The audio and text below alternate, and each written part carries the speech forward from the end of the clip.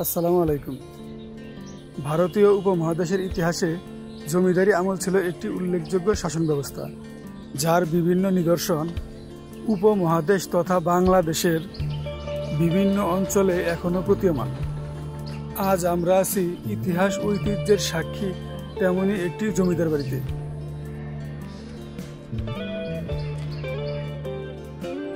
হেমনগর জমিদার বাড়ি, যেটি বাংলাদেশের টাঙ্গাইল জেলার গোপালপুরে অবস্থিত।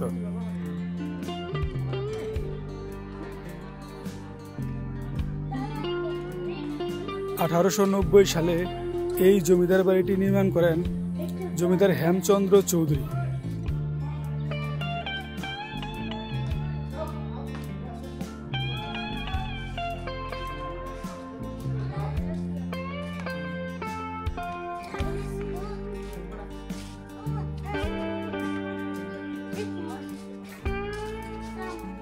হেমচন্দ্র চৌধুরী 1880 সালে মধুপুর উপজেলার আমবাড়িয়া রাজবাড়ি ত্যাগ করে গোপালপুর উপজেলার ঝাওয়াইল ইউনিয়নের সুবর্ণখালী গ্রামে নতুন জমিদারি প্রতিষ্ঠা করেন।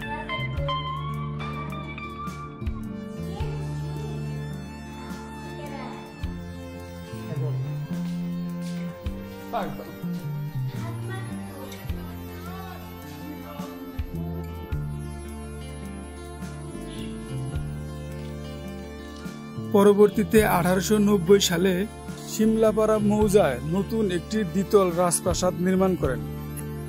এটি সুবর্ণখালী থেকে 3 কিলোমিটার পূর্ব দক্ষিণে অবস্থিত।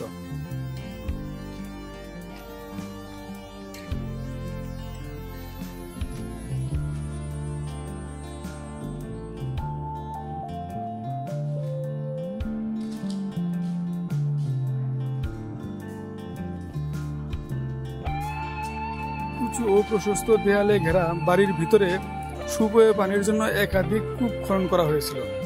সেখানে ছিল চিড়িয়াখানা, পূজা মণ্ডপ, হাতিশালা ও ফুলের বাগান, যার কোনোটার অস্তিত্বই এখন আর নেই।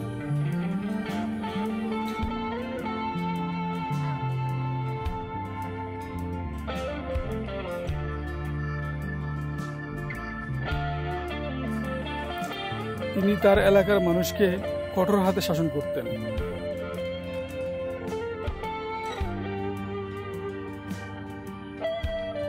কথিত আছে, জমিদার বাড়ি অতিক্রম করতে হলে প্রজাদেরকে খালি পায়ে ক্রমাগত মাথা ঝুঁকিয়ে আনুগত্য প্রকাশের মাধ্যমে উল্টো হয়ে হাঁটতে হতো।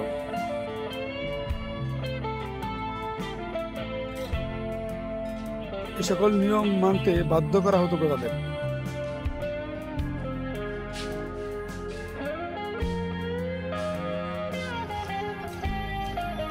বাড়িটির ভেতরে ও সামনে রয়েছে ইট ও সুরকির শান বাঁধানো ঘাট সহ বিশাল পুকুর বা দিঘি।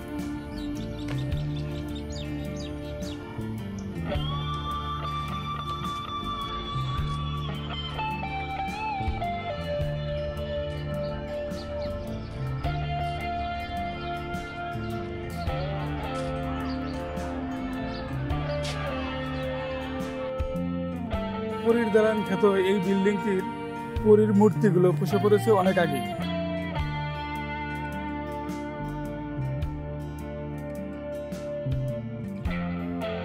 ভবনের দেয়াল, পিলার, ফটকে রঙিন কাজ ব্যবহার করে ফুল, তারা, গাছ ইত্যাদি তৈরি করা হয়েছে।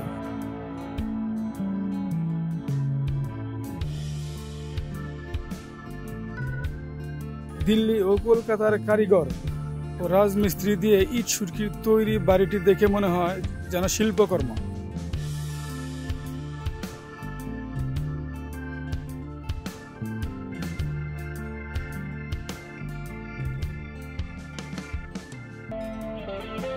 ষাট একর জায়গার উপর শত কক্ষ বিশিষ্ট এই বাড়িটিকে পরীর দালান নামেও ডাকা হয়।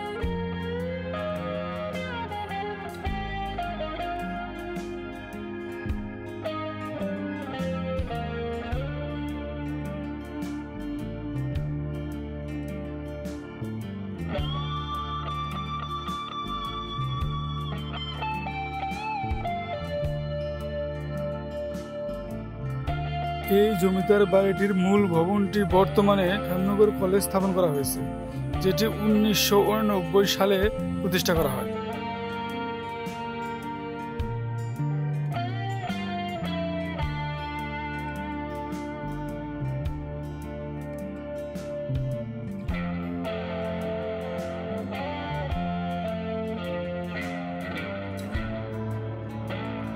এলাকাটি হেমচন্দ্র চৌধুরীর নাম অনুসারে হেমনগর নামে নামকরণ করা হয়েছিল।